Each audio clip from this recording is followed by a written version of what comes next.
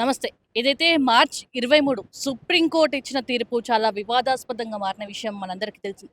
అయితే ముఖ్యంగా ఏదైతే దళితులకి సంబంధించి క్రిస్టియానిటీగా మారితే వాళ్ళకి ఎస్సీ హోదా వర్తించది అని చెప్పేసి సుప్రీంకోర్టు తీర్పు ఇవ్వడం జరిగింది. దీనికి సంబంధించి చాలా వివాదాలు జరుగుతున్నాయి.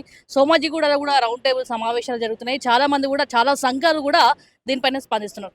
ప్రస్తుతం మనతో మాట్లాడడానికి ఎస్సీ కార్పొరేషన్ చైర్మన్ ప్రీతం గారు మనతో ఉన్నారు. అన్న చెప్పండి, మొన్న సుప్రీంకోర్టు ఇచ్చిన తీర్పు చాలా వివాదాస్పదంగా మారింది. ముఖ్యంగా దీనికి సంబంధించి బ్రాహ్మణులు కూడా ఈ తీర్పును అంగీకరిస్తలేరు. ఎందుకు? వాళ్ళు చేసింది రైటే, సుప్రీంకోర్టు ఇచ్చిన తీర్పు న్యాయమే అని చెప్పేసి వాళ్ళు చెప్తున్నారు. భారతదేశ నిర్మాణం అనేది సెక్యులర్ భారతదేశంగా మనకు రాజ్యాంగ పీఠికలో ఏ ఎమ్మెల్యే గెలిచినా, ఎంపీ గెలిచినా, ప్రధానమంత్రి అయినా, ముఖ్యమంత్రి అయినా వారు ప్రమాణం చేయాల్సింది భారత రాజ్యాంగం మీద. ఆ భారత రాజ్యాంగం పీఠికలో సెక్యులర్ అనే ఒక వర్డ్ మొదటి పీఠికలోనే ఉంటుంది.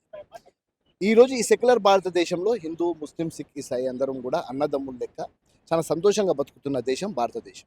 దీని లోపల మత విద్వేషాలు, ఈ మతాల చర్చలు ఇవన్నీ ఏవైతున్నాయో భారత రాజ్యాంగం ఇచ్చిన ఆర్టికల్స్ 15 కానివ్వండి, 25 కానివ్వండి, సమానత్వం, ఏ మతం కన్నా కానీ మీరు వెళ్ళే స్వేచ్ఛ, ఇవన్నీ కూడా భారత రాజ్యాంగంలోనే ఉన్నాయి.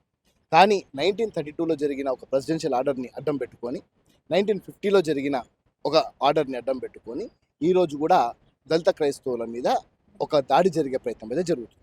దీన్ని గమనిస్తుంటే మరి వర్గీకరణ జరుగుతూనేమో నరేంద్ర మోడీ గారు చేసినారంటారు. కానీ దళిత క్రైస్తవులకు సంబంధించి చేస్తే సుప్రీంకోర్టు చేసిందని అంటారు. దీని వెనకాల ఎవరున్నారు? దీన్ని అసలు ఏ విధంగా రూపొందించుకున్నారు? సరే, ఒక పాస్టర్ గారు వారిని నేను పాస్టర్గా నేను చేస్తున్నా, నేను క్రిస్టియానిటీ మతంలోకి వచ్చినా అని చెప్పుకొని వారి ఎస్సీ హోదా ఎంజాయ్ చేసుకుంటూ వారు ఏదో కేసు పెడితే ఆ కేసు విషయంలో వచ్చిన సుప్రీంకోర్టు తీర్పు అది అంత దళిత క్రైస్తవులకు వర్తింపజేస్తుందా అనేది పాయింట్. ఇచ్చిన తీర్పు ఏదైతుందో ఆ తీర్పుని మీద తప్పకుండా మేము రీకాల్ పిటిషన్ వేస్తున్నాం. ఆ రీకాల్ పిటిషన్ ద్వారా తప్పకుండా సుప్రీంకోర్టు మళ్ళా ఒక ధర్మాసనాన్ని ఏర్పాటు చేసి మాకు న్యాయం జరుగుతుంది, తప్పకుండా న్యాయం జరుగుతుంది. సుప్రీంకోర్టు మాకు విరుద్ధంగా పోతుంది అని నేను అనట్లేదు, దళిత క్రైస్తవులకు విరుద్ధంగా పోతుంది నేను అనట్లేదు. తప్పకుండా న్యాయం జరుగుతుంది. ఎందుకంటే ఆర్టికల్ 15 మాకు ఒక బలమైన బేస్. సో ఈరోజు చర్చ అంతా ఎక్కడ నడుస్తుందని అంటే మైనారిటీస్, క్రిస్టియన్స్ కానివ్వండి, ముస్లిమ్స్ కానివ్వండి, ఇది మేజర్ ఓట్ బ్యాంక్ కాంగ్రెస్ పార్టీకి. ఎందుకంటే కాంగ్రెస్ పార్టీ సెక్యులర్ పార్టీ. అందుకే మేజర్గా భారతీయ జనతా పార్టీ నాయకులు కూడా రాహుల్ గాంధీని రాహుల్ ఖాన్ అని పిలుస్తారు, ఈవెన్ రేవంత్ రెడ్డి గారిని కూడా రేవంత్ ఖాన్ అని పిలుస్తారు. అంటే కాంగ్రెస్ పార్టీ నాయకులు ఎవరున్నా కూడా మేము సెక్యులర్గా అటు గుడిలోకి పోతాం, మసీదులకు పోతాం, అన్ని చోట్ల పోతాం కాబట్టి మేము మా జెండాల పూర్తి స్థాయిగా చూసుకుంటే అంటే రేవంత్ రెడ్డి గతంలో అంటాడు ముస్లిం అంటే కాంగ్రెస్, కాంగ్రెస్ అంటే ముస్లిం అని. దీన్నే బాగా నొక్కి బీజేపీ వాళ్ళు అంటారు బాగా. ఏమంటున్నా, వాళ్ళు ఎంతనా నొక్కునివ్వండి, మా జెండాలో మీరు చూసుకుంటే 3 రంగుల జెండా ఏదైతే భారతీయ జెండా ఉందో మా జెండా అదే. భారతదేశ అజెండా ఏదైతే ఉందో సెక్యులర్ భారతదేశం, మేము కూడా సెక్యులర్ పార్టీ. పూర్తి స్థాయిగా అందరినీ తీసుకుపోయే పార్టీ మాది. కానీ రాముని జెండాలలో చూపించుకొని, కషాయం జెండా చూపించుకొని వాళ్ళు ఓట్లు అడుక్కునే బిచ్చగాళ్ళు. కానీ రాముని గుండెలలో పెట్టుకునేది కాంగ్రెస్ పార్టీ సెక్యులర్ భారతదేశంలో. ఒక్క నిమిషం, ఇప్పుడు వీళ్ళు ఏమంటున్నారంటే చాలా మంది కన్వర్ట్ అవుతున్నారు క్రిస్టియానిటీలో. మన ఎస్సీలు కావచ్చు, వేరే ఎవరైనా కావచ్చు, కన్వర్టెడ్ అయిపోతున్నారు. మన హిందూ ధర్మానికి సంబంధించి భారతదేశం ఒకటే ఉంది. వేరే దేశాలు క్రిస్టియానికి సంబంధించి, ముస్లింకి సంబంధించి ఉన్న ఒక్క దేశానన్నా మనం కాపాడుకోవాలి కదా. ఇట్లనన్నా చేస్తే ఆ కన్వర్షన్ అనేది తగ్గిపోతుంది అని చెప్పేసి ఉన్న దేశంలో నువ్వు మనిషిని మనిషిగా చూస్తే, నువ్వు ఆవుకిచ్చే రెస్పెక్టు, బర్రెకిచ్చే రెస్పెక్టు దళితునికి ఇవ్వకపోతే, నీకు సమానత్వము నువ్వు మాకు చూపెట్టకపోతే కన్వర్షన్స్ జరుగుతాయి. ఎవరు కానీ పెళ్లి జరిగిన తర్వాత పెళ్ళాన్ని మంచి చూసుకోకపోతే విడాకులే వెళ్ళిపోతుంది. 18 సంవత్సరాల వయసు గల్ల ఒక అమ్మాయి అల్లారు ముద్దుగా పెంచుకున్న తల్లిదండ్రులను వదిలేసి ఇష్టమైన మొగంతో వెళ్ళిపోయే అధికారము భారత రాజ్యాంగం ఇచ్చింది. కానీ మీరు తూ చీ పో రావద్దు, మీరు దళితులు అంటరానోళ్ళు, మీరు దూరంగా ఉండాలన్నా కూడా మేము మీ ధర్మాన్ని పట్టుకొని మీ వెనకాల రావాలా? మీరు ఫస్ట్ సమానంగా చూసే ప్రయత్నం చేయండి, అన్నిట్లో రిజర్వేషన్స్ ఇవ్వండి. ఈరోజు కేవలము ఈ బాత్రూమ్ కడుక్కుంటూ ఏదైతే స్వీపర్స్ ఉన్నారో దీని లోపల మీరు శాతం తీయండి. అందులో ఎంతమంది బ్రాహ్మణులు ఉన్నారు, ఎంతమంది రెడ్లు ఉన్నారు, ఎంతమంది మిగతా అప్పర్ కులాల్లో ఉన్నారు, అది తీద్దాం.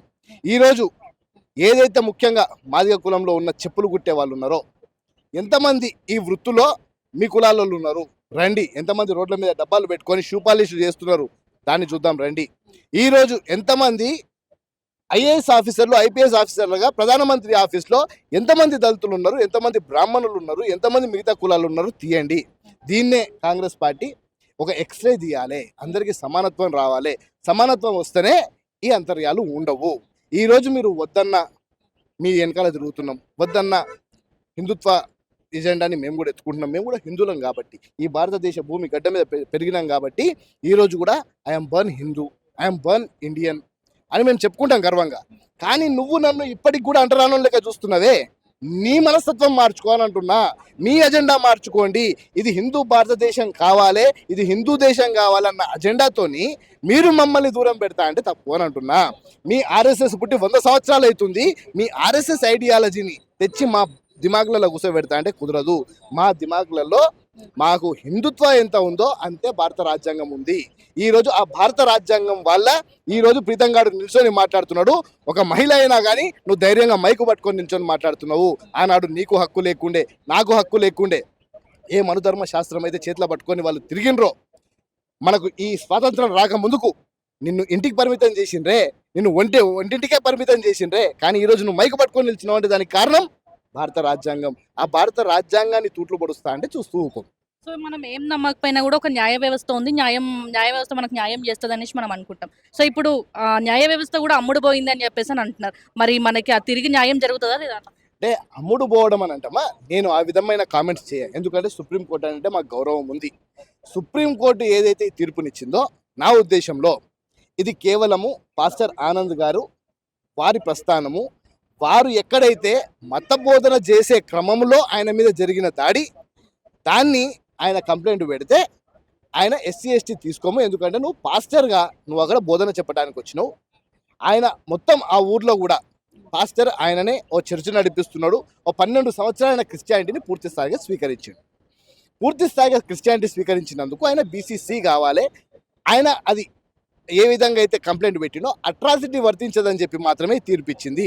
నేను ఈరోజు ఆ సుప్రీంకోర్టు తీర్పుని ఆనంద్ గారి దృష్టిలోనే చూస్తున్నా తప్ప నిజంగా దళిత క్రైస్తవుల దిక్కు నేను చూడట్లేదు.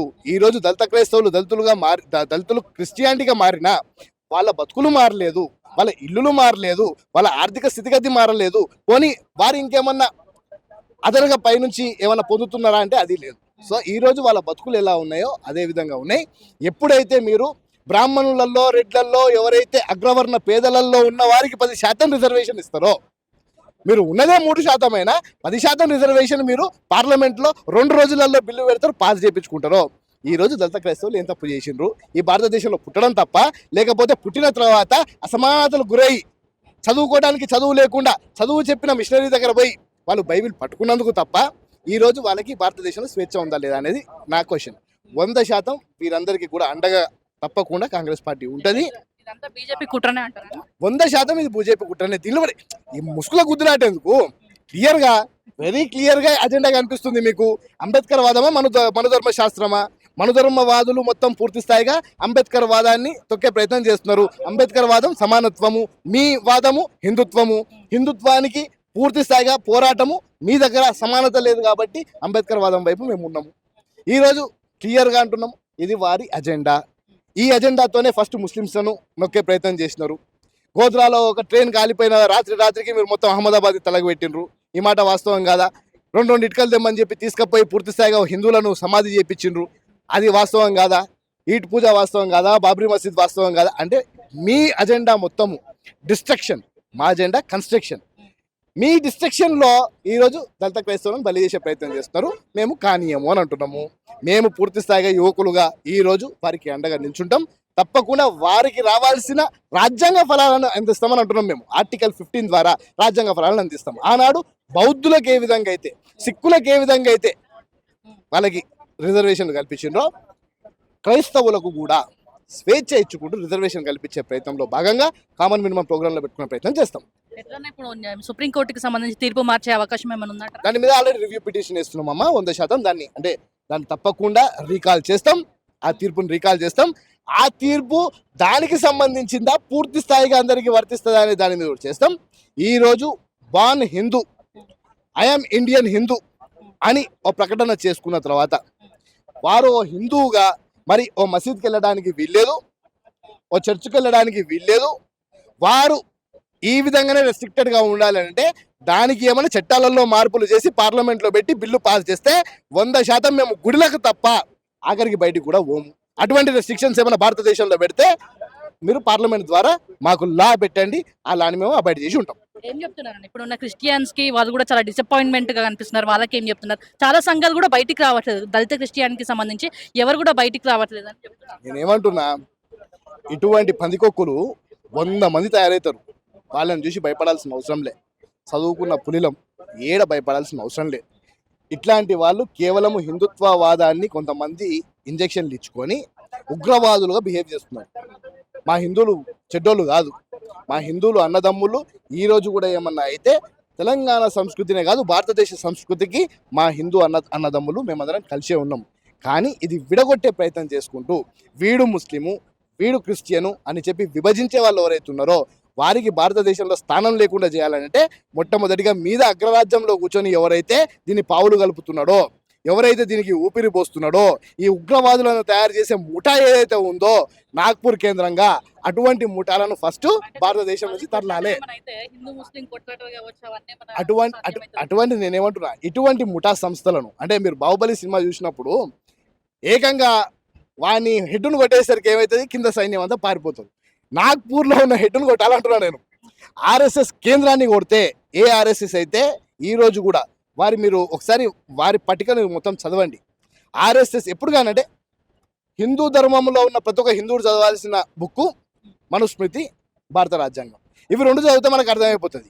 అట్లనే ఆర్ఎస్ఎస్కి ఉన్న అజెండా చూస్తే ఇది హిందూ దేశంగా ప్రకటించడానికి మనం ఆత్మార్పణలు చేసుకుందాం అంటే మానవబాంబులుగా తయారవుతాం, ఆత్మార్పణలు చేసుకుందాం అంటే వారు నేర్పించేది ఏంటంటే ఉగ్రవాదాన్ని నేర్పిస్తున్నారు వాళ్ళు. ఈ కాలంలో మనకి కావాల్సింది చదువు, ఎడ్యుకేషన్. ఆర్టిఫిషియల్ ఇంటెలిజెన్స్ జమానాలో ఉన్నాం. ఈరోజు సైబర్ సెక్యూరిటీ మనకు చూసుకుంటే మంచి మంచి కోర్సులు ప్రభుత్వాలు ప్రవేశపెడుతున్నాయి. మీరేం చదువు చెప్తారు, తీసుకపోయి సంఘం అని ఉంటుంది వీళ్ళకి. ఆ సంఘంలో 29 రోజుల ట్రైనింగ్ ఉంటుంది. ఆ సంఘంలో నేను దూరానికి ప్రయత్నం చేసిన, అమ్మ వీడు కాంగ్రెస్ వాడు రాబోయి రానివద్దని చెప్పి నేను రానియలే. అసలు సంఘంలో ఏముంటుందో చూద్దామని పోదామని అనుకున్నాను నేను కూడా. అసలు ఏముంటుంది ఆ సంఘంలోకి పోయిన వాళ్ళు నాకు వచ్చి చెప్పారు. నేను కొంతమందిని పంపించిన సంఘంకి, నా మనుషులని స్లీపర్ సెల్స్ని పంపించిన. అందులో ఉగ్రవాదం నేర్పిస్తారు. ఉగ్రవాదం నేర్పించి నువ్వు ఉగ్రవాదిగా తయారు కావాలి, హిందుత్వ అంటే నీ రక్తంలో మొత్తం ఉండాలి, ఇవి నేర్పించేది. నేనేమంటున్నా భారతదేశాన్ని నాశనం చేసే ప్రతి ఒక్కరు ఉగ్రవాదే. ఆ నాశనం ఎక్కడైతుంది, అంతర్యాలు ఏర్పడితే అవుతుంది. ఆ అంతర్యాలు ఏర్పాటు చేస్తే మేము ఊకోమని అంటున్నాను. నువ్వు ఉగ్రవాది అయితే నీకంటే ఎక్కువ పెద్ద ఉగ్రవాది నేనైతా. నువ్వు మానవ బాంబు తయారైతే నేను ఇంకా 10 బాంబులు వేసుకొని నేను కూడా నా దేశం కోసం నేను ముందరికి వస్తా. దేశం, ధర్మం, సేవ అనేది మీదే కాదు, మేము కూడా పుట్టింది దానికే. తప్పకుండా దేశం కోసం, ధర్మం కోసం మేము కూడా ఉంటాం. మీరు ఒక్కరే పీకుడుగాలు కాదు. ఈడ మేము చదువుకొని 2 పీజీలు చేసి రాజకీయం చేసుకుంటా ఈరోజు హోదాగా ఉన్నాం. చదువు సంధ్య లేకుండా 10వ తరగతి ఫెయిల్ అయిన వాళ్ళు ఎంతమంది ఈరోజు సంఘం పోయి ఉగ్రవాదులుగా తయారైనరో నా దగ్గర లిస్ట్ ఉంది. ఈ లిస్టును ఒక్కొక్కటి ఇట్లా స్ట్రైగర్తో కొడితే ఎగరాలి మళ్ళా. రైట్ అమ్మా, చల్, థ్యాంక్ యూ. రైట్, చూస్తారు కదా, ఏదేమైనా కూడా సుప్రీంకోర్టు ఇచ్చిన తీర్పు ఏదైతే ఉందో దానికి సంబంధించి ఖచ్చితంగా మేము పిటిషన్ వేసినాం. ఖచ్చితంగా న్యాయం జరిగే వరకు ఒక క్రిస్టియానికి కూడా మేము ధైర్యం చెప్తున్నాం. ఖచ్చితంగా దీనికి సంబంధించి సుప్రీంకోర్టు మళ్ళీ తీర్పు ఇచ్చేదాకా మేము పోరాడతామని చెప్పేసి వాళ్ళు వ్యక్తం చేస్తున్నారు.